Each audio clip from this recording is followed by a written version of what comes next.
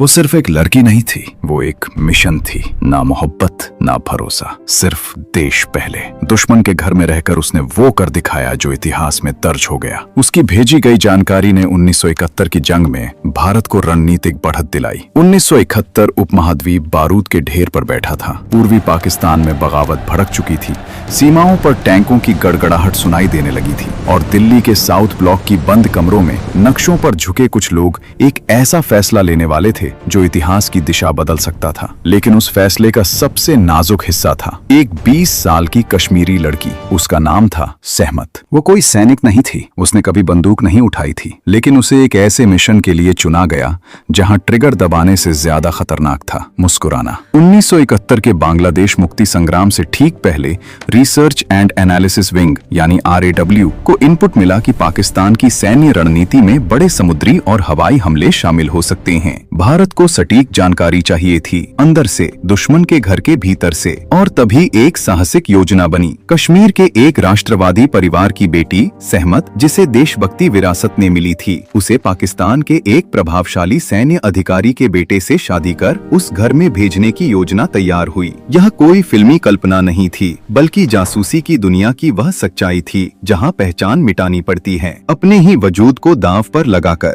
शादी हुई, सरहद पार हुई और सहमत बन गई पाकिस्तान के एक आर्मी परिवार की बहू। अब उसका हर दिन एक परीक्षा था। सुबह की चाय पर बैठी बातचीत, ड्राइंग रूम में चलती फौजी चर्चाएं, टेबल पर खुले नक्शे, सब कुछ उसकी आंखों और दिमाग में कैद होना था। लेकिन गलती की कोई गुंजाइश नहीं थी। एक गलत सवाल, एक संदिग्ध नजर, एक हिचकिचाहट, और न सिर्फ उसका बल्कि भारत की पूरी युद्ध रणनीति का पर्दाफाश हो सकता था। उस घर में उसके ससुर पाकिस्तान नेवी से जुड़े वरिष्ठ अधिकारी थे। कई बार उच्च स्तर की गोपनीय बातें घर के माहौल में ही तैरती रहती थी। सहमत को ट्रेनिंग दी गई थी, code words, micro transmitter, Moore's code, मानसिक संतुलन। लेकिन ट्रेनिंग और हकीकत में फर्क होता है। हकीकत में दिल धड़कता है और डर असली होता है। दिसंबर 1971 नजदीक आ रहा था। सीमाओं पर तनाव चरम पर था। इसी दौरान सहमत को एक ऐसी बातचीत सुनाई दी जिसमें भारतीय नौसेना के एयरक्राफ्ट कैरियर INS विक्रांत को निशाना बनाने की योजना की चर्चा थी। अगर ये हमला सफल होता तो बंगाल की खाड़ी में भारत की रणनीतिक बढ़त खत्म हो सकती थी। सैकड़ों नौसैनिकों की जान खतरे में पड़ जाती, युद्ध की दिशा बदल सकती थी। लेकिन जानकारी भेजना आसान नहीं था। घर के भीतर निगरानी बढ़ चुकी थी, संदेह का माहौल था। सहमत को सही समय चुनना था, बिना पकड़े गए, बिना कोई सबूत छोड़े। एक रात जब पूरा घर सो रहा था, उसने अपने कमरे में छिपे ट्रांसमीटर से संदेश भेजने की कोशिश की। बाहर हल्की आहट हुई, कदमों की आवाज दरवाजे के पास रुकती हुई। उसकी उंगलियां कांप रही थीं, पसीना हथेलियों में जमा था। अगर दरवाजा खुल जाता तो कहानी यहीं खत्म हो सकती थी। लेकिन संदेश भेजा गया। दिल्ली में बैठे अधिकारी सतर्क हो गए। रणनीति बदली गई। नौसैनिक तैनाती में बदलाव हुआ। इतिहास गवाह है कि INS विक्रांत सुरक्षित रहा और पूर्वी मोर्चे पर भारत को निर्णायक बढ़त मिली। 16 दिसंबर 1971 को ढाका में पाकिस्तानी सेना ने आत्मसमर्पण किया और बांग्लादेश एक नए राष्ट्र के रूप में उभरा। लेकिन इस जीत की परछाइयों में कुछ चेहरे कभी सामने नहीं आए। सहमत का मिशन आसान नहीं था। उसे सिर्फ जानकारी नहीं जुटानी थी, बल्कि उस परिवार का भरोसा भी निभाना था जहां उसे अपनाया गया था। भावनाएं, रिश्ते और कर्तव्य सब आपस में उलझ चुके थे। जासूसी की दुनिया में सबसे कठिन युद्ध बाहर नहीं, भीतर लड़ा जाता है। कहा जाता है कि युद्ध खत्म होने के बाद उसे वापस बुला लिया गया। उसकी असली पहचान सीमित लोगों तक ही रही। वर्षों तक उसका नाम फाइलों में दबा रहा। दुनिया ने तालियां सैनिकों के लिए बजाईं, जो सही भी था, लेकिन उन खामोश सिपाहियों के लिए नहीं जो बिना वर्दी के लड़ते हैं। ये कहानी हमें याद दिलाती है कि राष्ट्रों की किस्मत कभी कभी बंद कमरों में, धीमी आवाजों में